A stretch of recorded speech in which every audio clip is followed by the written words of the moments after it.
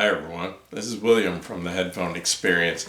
I'm here tonight with my full review of the Wavebourn Ultimator Headphone Amplifier Prototype number 1. And I do want to stress that this is a prototype. It is not in production yet. And kind of the idea here is I am working with Anatoly Lizowski trying to develop this amp and get it ready for production. I've been lucky enough that he's chosen me to review his amps, and he's building some really nice stuff, and it's been a pleasure to review these amps. And they're not quite ready for production. We're trying to work out the final bugs, and I'm doing the listening and giving my opinions, and he's taking some of that advice and making some small changes. So anyway, hold it up for a second, give you a look, and I won't be holding it very long because it's large and it's very heavy. But anyway, this was loaned to me by Anatoly Lizowski, and the full name of the company is Wavebourn Audio Research Laboratories, and they do have a website. You can find Wavebourn on Facebook, and the price of this unit has not yet been determined because, like I said, it is a prototype. It's going through some final adjustments and changes, and hopefully will go into production soon. This is an OTL type of tube amp, and OTL means output transformer less, and the other type of tube amp is output transformer coupled. They have a little bit of a different sound. Usually the OTL amps have a little bit warmer, richer sound, and but the problem is most OTL amps don't put out enough current to power hard to drive headphones like planar magnetic. They work real well with dynamic headphones and even high impedance headphones, which require a lot of voltage, and that's what OTL amps are good at, is putting out voltage, but they usually don't put out a lot of current. And this one's a little bit different, and I'll talk about that a little bit more in a few minutes, what exactly Anatoly was trying to accomplish with this amp. So anyway, getting into the statistics or the specs of this amp, it has 4 analog inputs. And I did want to mention that this is a single-ended amp. It is not a balanced amp, and I personally don't think there's really any point in a tube amp being balanced. The whole point of balanced amps originally was to get the voltage up high enough that usually a balanced amp doubles the voltage of the output, which doubles the power output, and or at least doubles the power output. Not always the case, depends on amp to amp, but anyway, with a tube amp, voltage is not an issue. So there's really no point. And some of the best amps I've heard have been single-ended, and some of the most expensive top-of-the-line amps out there are single-ended. I really don't think there's an advantage going balanced with a tube amp, and it just really adds to the cost, doubling up on circuits and all that. So anyway, this is a single-ended amp, but it does have XLR balanced inputs and an XLR headphone output for convenience, basically. So the XLR inputs are so you can run from the balanced output of your DAC or whatever your source is into this unit, and the balanced output, the XLR, I should say it's actually single-ended, but it's an XLR headphone jack, and that's also for convenience, so you don't have to switch cables. Say you're listening to a balanced amp, you have your 4-pin XLR cable on your headphone, and that way you don't have to change headphone or cables or use an adapter or whatever. So like I said, it's more of a convenience thing, and I really like that comparing amps, because if I'm comparing a balanced amp to a single-ended amp, a lot of times I have to switch cables, switch them back and forth, or use an adapter, usually a 6.3 millimeter to 4-pin XL adapter on the single-ended amp, so I don't have to switch cables, which makes jumping back and forth from one headphone to the other a lot quicker, which makes it easier to do reviews. So anyway, this amp has 4 analog inputs, and 3 of those are in the form of RCA jacks, once again single-ended, and then it has 1 set of XLR 3-pin jacks on the back for your input, and that was nice because I was able to use the balanced output from my DAC running into this, which usually on most DACs the balanced input has better specs. It has a higher, a better signal to noise ratio, usually a better channel separation, usually better specs, and it also makes it so, you know, you can run your DAC into 2 different amps or whatever, using the single-ended into one and the balanced into the other. And I know that's not always the best option. A lot of DACs recommend that you use one or the other, not both at the same time. Some DACs, I don't think it makes much of a difference, and topping seems to be one of those. But anyway, and then headphone outputs, we've got the 6.3 millimeter single-ended, which is your standard 1/4-inch jack, and then you've got your 4-pin XLR, but once again, not balanced, it's for convenience. Okay, this amp has 5 output levels, and that is controlled by a knob on the back that I'll show you in a minute. And basically 5 different levels of power. The first 2 are intended for dynamic headphones. The first one would be your easy to drive low impedance dynamic headphones. The second one would be your harder to drive, less efficient, or your high impedance dynamics. And then the last 3 are intended for planar magnetic headphones that are hard to drive. And that's one of the issues with this amp that I've spoke to Anatoly about, and possibly making some change, probably making some changes on that, and I'll explain why in a few minutes. Anyway, the power output of this amp is rated at 4 watts per channel. That is pure Class A. Doesn't switch over to Class A, B, or anything like that. 100% Class A, and that's 4 watts per channel into either 16 ohms, 32 ohms, or 64 ohms. And I can tell you right now, this amp has more than enough power for any headphone I've thrown at it, including the Hi-Fi Man HE560, which is a very inefficient, I believe 50 ohm planar magnetic headphone that does not sound good if it does not have enough power.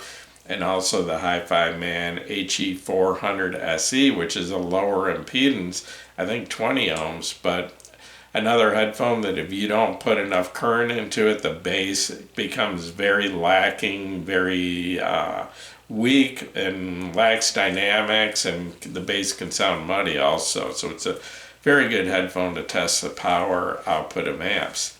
Like I said, this amp is pretty large. It's 12.5 inches wide. It's 11 inches deep front to back. That's including the knobs on the front. And then it's about 6.5 inches tall to the top of the transformer and the tubes. And then the weight is a very heavy 17 pounds. So I'm going to try to hold the amp up and show it to you a little bit, but like I said, I'm not going to hold it for very long, and I cannot afford to replace this, so I'm going to try my best not to drop it. So on the front, starting at this side over here, you've got your power button, and then you've got your 4-pin XLR headphone jack, your 6.3 millimeter headphone jack. Then next, I believe, is your input switch here with 4 choices on it, and then you've got your volume knob over at the other end. And then try to show you the rear of this. Starting out Over here you've got your 4 sets of inputs, 3 of those are RCA, and then you've got 1 pair of 3-pin XLR inputs, so you can use a balanced output from your DAC or your source. Then you've got a knob here with your 5 different power outputs, and I'll talk about that more extensively in a few minutes. And then you've got your AC input, your 120 volt AC input, and then you've got a ground connection here if you need that for any reason. Okay, try to give you a look at the top of the amp here. It actually tells you what kind of tubes are in it. If you can't read that, I'm not sure if you can. I'll tell you in just a minute when I set this down.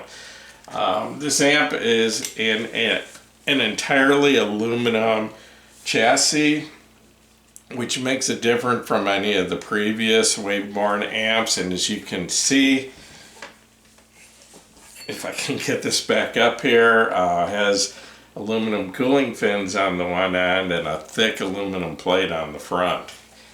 Okay, I'm gonna set this down, and if you couldn't read it in the video, the tubes, it uses 1 8BN11 and 2 6P41S tubes.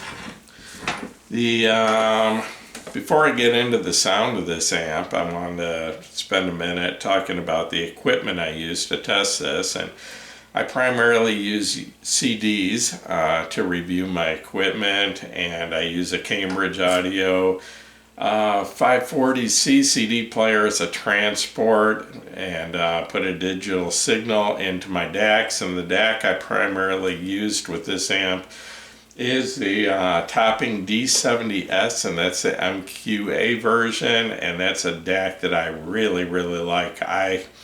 Personally, the only 2 DACs I've heard that I think are better than that are the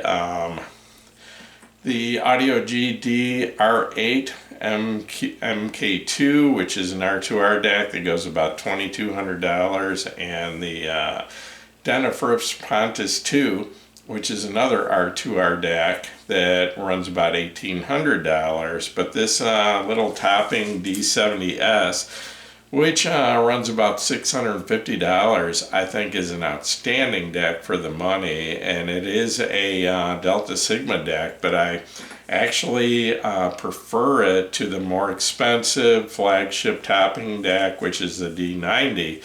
In my opinion, the D90 just sounds too analytical and kind of dry, where the D70 is almost on the same level of detail, but with a warmer, just more pleasant sound, in my opinion. Warmer, richer, with better musicality. So love the D70 DAC, so that's what I used with this. As far as headphones, I used several Hi-Fi Man headphones. I tried the Sindara, which is pretty hard to drive, the Edition XS, which needs some pretty good power, the Aria Stealth, which is a lot easier to drive than the older Aria, the version 1 or the version 2. And it's probably even a little bit easier than the Sindara or the Edition S or XS. But I did use the, and I mentioned this earlier, the HE400 SE, which is pretty hard to drive, and the HE560, which is a higher impedance headphone that's also very hard to drive. And then the easiest to drive headphone I used was the LSA HP2, which is a very efficient, I think 32 ohm dynamic drive headphone. And then the Kennerton Thror, which is a planar magnetic, but one of the easier planar magnetics to drive. And then the ZMF Atrium, which is a dynamic driver headphone, but 300 ohms. So it's a high impedance headphone, and I wanted to try that because that's what OTL tube amps are really good at, is high impedance dynamic driver headphones. It's usually what people use them for. That's usually the best match. So anyway, the question is, what was Anatoly trying to accomplish here? And what, from my understanding, talking to him, we've had a lot of conversations, spent a lot of time chatting back and forth on Messenger.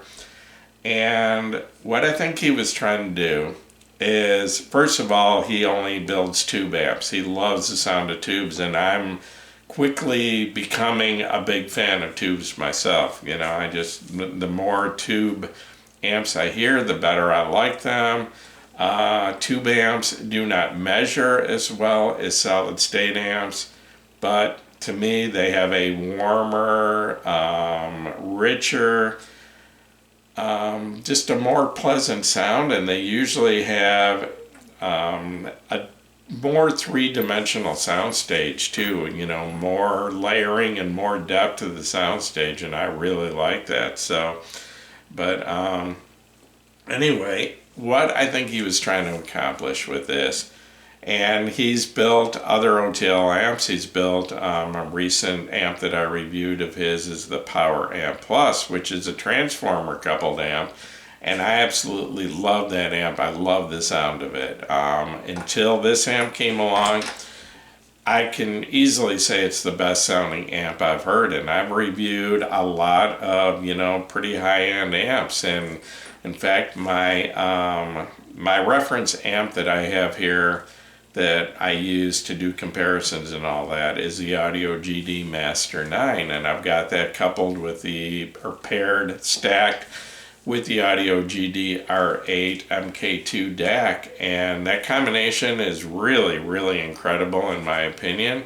But I would have to say that the Power Amp Plus from Wavebourn actually sounds better than the Master 9, and I think the detail and clarity is a little bit better than the Master 9, and the soundstage has more depth and more of a holographic three-dimensional sound. So when I'm just sitting, if I'm not reviewing and I just sit down to listen to headphones for you know, just for the pleasure of it, not trying to do a review or a comparison, but just listening to headphones just to enjoy listening to music, my go-to amp most of the time is the Wavebourn Power Amp Plus.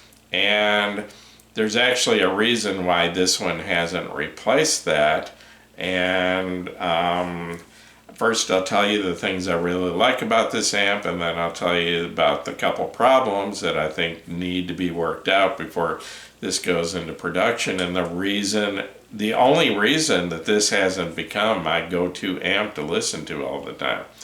So anyway, but I think what he was trying to accomplish is to have the sound of an OTL amp, which they have a unique, very warm, beautiful sound, but most of them do not have can't produce enough current to properly drive planar magnetic headphones. So what he wanted to do was have the sound of an OTL amp, but have the power to drive any planar magnetic headphone. And in my opinion, he has accomplished that. This amp has absolutely beautiful sound, and it will power any planar magnetic headphone I've thrown at it, which includes the two very hard to drive Hi-Fi Man headphones.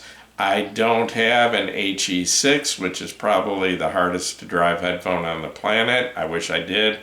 It's not in my budget right now, so I can't tell you how well I would drive that. And there's a couple other real hard to drive headphones, the Hi-Fi Man Saspara, which I haven't had a chance to review yet, or I haven't had an opportunity to review yet. If the one came my way, I would definitely take the time to do it. Anyway, and then the Abyss headphones, I guess, are real hard to drive also. But anyway, so far any planar magnetic headphone I've thrown at this, it has more than enough power and it sounds beautiful. So getting into the sound, okay, I would describe this headphone amp as having a warm, rich, liquid, almost lush sound, just absolutely beautiful, and it just does an incredible job with vocals, especially female vocals. They just sound more, most female vocals just come through as beautiful, just like I said, kind of warm, just great texture, great detail in their voice, and gives a lot of female vocals almost a seductive sound, and it just makes them sound so real and just right there, like you're 3 feet away from that person singing. The detail and clarity is absolutely exceptional on this amp. Is as good or better than any other amp I've ever heard.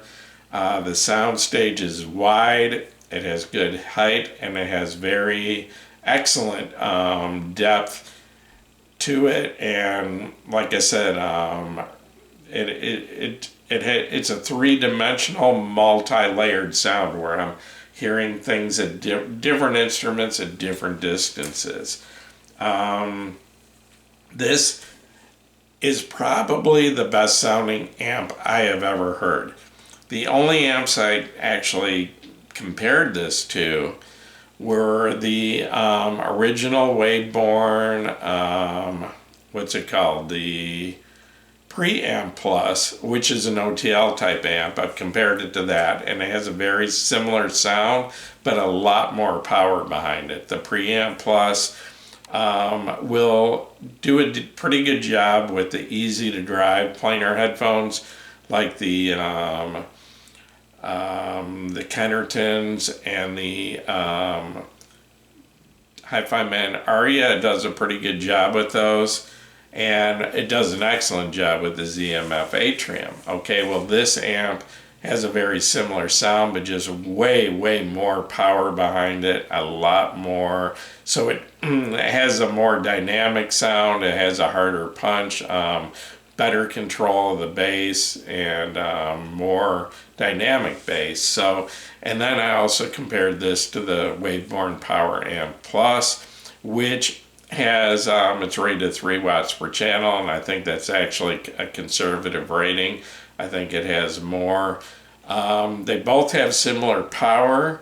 They both do a great job with any planar headphone, but compared to the Power Amp Plus, in my opinion, this actually has a slightly warmer mid-range and just a little bit richer sound. And because of that, I've said that I think the Power Amp Plus is the best amp I've heard to the time of listening to this, and I believe this is actually slightly better. It just has a little bit richer, warmer mid-range, and it's just a little bit more enjoyable with all the clarity and detail of the Power Amp Plus. So, bottom line, I think that Anatoly and Wavebourn has accomplished exactly what he set out to do. A beautiful sounding OTL amp with plenty of power, to drive even very hard to drive planar magnetic headphones, like some of the harder to drive Hi-Fi Mans. Excuse me for just a second. Okay, so bottom line, do I feel this amp is ready to go into production? And the answer to that is no. I've discussed with Anatoly the issues that I think need some adjustment and some refinement. And the one major issue is this amp gets hot. It gets very hot. In fact, I limit myself to 1 hour using this amp. Because this amp is pure Class A, it uses the same amount of power at idle as it does at full volume. It doesn't matter. Okay, and there's just so much power coming from the transformer on this that, according to Anatoly, what he told me, and I hope I get this right, it was a couple months ago he told me this. He told me that the transformer is putting out too much voltage, and has to dissipate that voltage, or bring that voltage down, and that's creating a lot of extra heat. And I didn't write it down. What did I do with it? Oh, I actually did some temperature measurements of this amp and reported them back to Anatoly. And I was using little heat gun type of thing that you don't have to touch it. You just shoot it. It has a laser pointer. And so you know exactly where it's pointed, and within a couple seconds it gives you a temperature all the way up to like 750 degrees. So anyway, I measured the temperature on this at different time intervals after turning it on, and at different points on the amp. So I started out, I measured it at the left end of the amp, and then at the top center of the amp, then at the right end at the cooling fins, and then on the front here in the center. And 30 minutes, actually it was 31 minutes after turning this amp on. These temperatures are in Fahrenheit, not Celsius. Anyway, at 31 minutes after turning it on, at point A, which would be the left end, it was measuring 114 degrees. At point B, which would be the top center, 132 degrees Fahrenheit. And at point D, which would be the cooling fins, it was, at point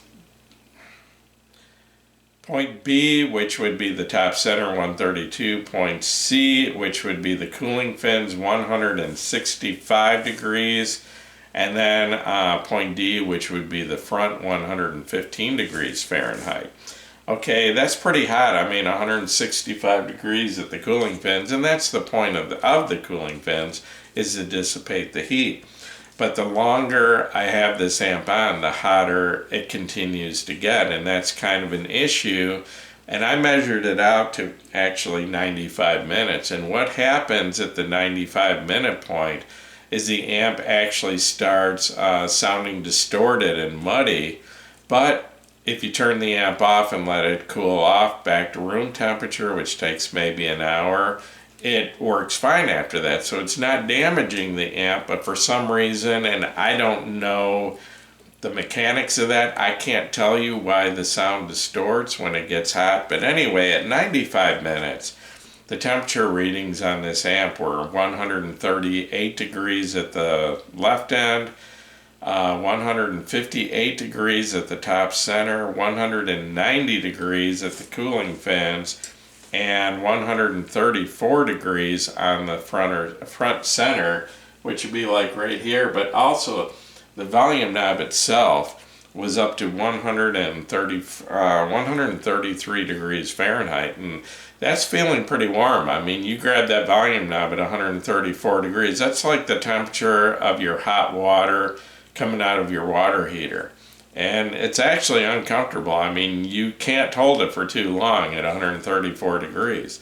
So because of the temperature issues, that's been what my limiting factor as far as using this, because a lot of times I sit in my big chair before I go to bed, put on my headphones, and usually fall asleep listening to headphones, and I don't want to fall asleep with this amp on because it just keeps getting hotter and hotter. And like I said, at 95 minutes, it actually needs to be turned off. It actually starts smelling hot. So anyway, this is the big issue that needs to be worked out, and Anatoly knows exactly how to solve that. I mean, he told me he just needs to put a transformer on with less output voltage, where he's not trying to dissipate this extra power. And you know, because apparently the transformer is putting out like twice the power that the amp needs. So by doing that, that should solve the heat problem. So the next version of this amp, which I'm assuming will be called the Prototype 2, will the heat issue should not be the problem it is now. So that's the only really serious problem with this amp, and that's going to be worked out. I've been assured of that. So, and I'm assuming after I send this back, I'll probably get the Prototype 2, and I'll be able to answer that for you directly, tell you if that's been fixed. So anyway, the only other issue, well, there's some minor cosmetic issues, and this amp was just kind of rushed and kind of it wasn't really cosmetics. The looks weren't really priority. I mean, the first priority was building a great sounding amp that did what it was supposed to do, and I think Anatoly has, hit that one out of the park. Okay, so I don't think the, appearance was first priority. I know the stickers on the front, all this is just stickers, and the input, the volume and all that. And yeah, that can be improved. The paint job, could use a little bit of improvement. He was painting it in his apartment. The black paint on top's got, some bubbles in it and stuff. All that'll be worked out. But, like I said, that wasn't priority. He wanted to get this amp to me and get my opinion on how it sounded. Okay, the only other issue, as I showed you on the back, you've got a 5-way power switch. Well, after using this amp and testing it with a whole bunch of different headphones, I don't think the 5-way power switch is necessary, and I spent some time discussing this with Anatoly, and we think there's a better solution. We don't think the last 2 steps of the power are necessary. The first one is great for easy-to-drive dynamic headphones. Okay, the second one was meant for harder-to-drive dynamics, and the third was made for planers. Well, in my experience, the second one works with all but the hardest to drive planers. So basically, the first setting, power setting would be great for, easier to drive dynamic headphones. The second works great for even, medium hard to drive, like most of the hi-fi mans, even the Sandara, the Edition XS, the Kennerton planers. The second setting works great for all those, and the only 2 headphones I even used the third setting was the Hi-Fi Man HE560 and the Hi-Fi Man HE400 SE.